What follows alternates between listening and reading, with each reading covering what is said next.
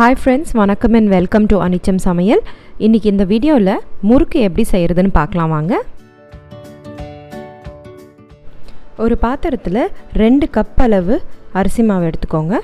அதுக்கு 2 table spoon அளவு உளுத்த மாவு, 1 டேபிள் ஸ்பூன் அளவு உடைச்சக்கடலை மாவு, 1 டீஸ்பூன் அளவு ஜீரகம், 1 டீஸ்பூன் அளவு எள்ளு, தேவைக்கேற்ப உப்பு, 1/4 டீஸ்பூன் அளவு பெருங்காயம், அதோட 2 டேபிள் ஸ்பூன் அளவு பட்டர்.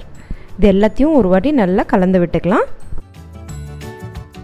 கலந்துட்டு ஒரு 2 டேபிள் ஸ்பூன் அளவு எண்ணெயை நல்லா சூடு பண்ணி இதோட சேர்த்துக்கோங்க. சேர்த்துட்டு நல்லா கலந்து விடுங்க. அதுக்கப்புறம் கை வச்சு நல்லா பிசைஞ்சு விடலாம். நல்ல மாவு கையில் பிடிக்கிற அளவுக்கு பிசைஞ்சதுக்கப்புறமா கொஞ்சம் கொஞ்சமாக தண்ணி விட்டு நம்ம முறுக்கு மாவு பிசைய போகிறோம். ஒரே நேரத்தில் தண்ணி விட்டு முறுக்கு மாவு பிசைஞ்சிடாதீங்க. ஏன்னா அதுக்கப்புறம் ரொம்ப தளன்னு ஆயிடுச்சுன்னா முறுக்கு நிறைய எண்ணெய் குடிக்க ஆரம்பிச்சிடும். கொஞ்சம் கொஞ்சமாக தண்ணி விட்டு சப்பாத்தி மாவை விட கொஞ்சம் சாஃப்டாக பிசைஞ்சு எடுத்துக்கலாம். மாவு ரெடி ஆயாச்சு. இப்போ முறுக்கு அச்சை நல்லா க்ரீஸ் பண்ணிவிட்டு கொஞ்சம் மாவை எடுத்து உருட்டி உள்ளே போட்டு உங்களுக்கு தேவையான சைஸில் முறுக்கு பிழிஞ்சிக்கோங்க. முறுக்கு பொரிச்சு எடுக்கிறதுக்கு முன்னாடி எண்ணெய் சூடாகிடுச்சான்னு நல்லா செக் பண்ணிக்கோங்க. எண்ணெய் ரொம்ப சூடாகவும் இருக்கக்கூடாது, சூடு கம்மியாகவும் இருக்கக்கூடாது. கொஞ்சம் மீடியம்லேருந்து ஹை ஃப்ளேம்லேயே வச்சு முறுக்கு சுட்டு எடுத்துக்கலாம். உடைச்சக்கடலை மாவும் பட்டரும் கரெக்டான அளவு சேர்த்துக்கோங்க. ஏன்னா கொஞ்சம் அதிகமாகிடுச்சுனாலும் முறுக்கு நீங்கள் எண்ணெயில் போட்டோன்னே பிரிய ஆரம்பிச்சிடும். கம்மியாக போட்டுட்டிங்கன்னா முறுக்கு ரொம்ப ஹார்டாக வரும்.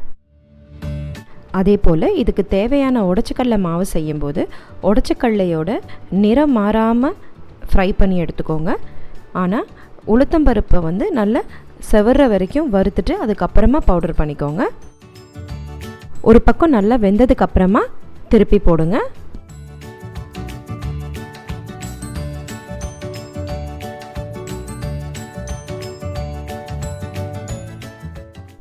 பார்த்திங்கன்னா எண்ணெயிலேருந்து நல்ல சலசலப்பெல்லாம் அடங்கிருச்சு, முறுக்கு வெந்துருச்சுன்னு அர்த்தம். இப்போது முறுக்கு நம்ம எடுத்து வச்சிடலாம். இதே போல் எல்லா முறுக்கையும் நம்ம சுட்டு எடுத்துடலாம்.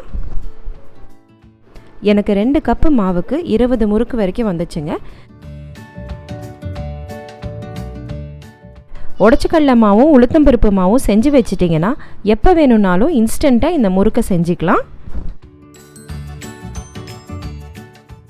இந்த முறுக்கை கண்டிப்பாக எல்லோரும் செஞ்சு பாருங்கள்.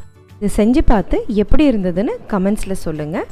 இந்த வீடியோ உங்களுக்கு பிடிச்சிருந்ததுன்னா லைக் பண்ணுங்கள், ஷேர் பண்ணுங்கள். அதோட அனிச்சம் சமையல் சேனலுக்கும் சப்ஸ்கிரைப் பண்ணுங்கள்.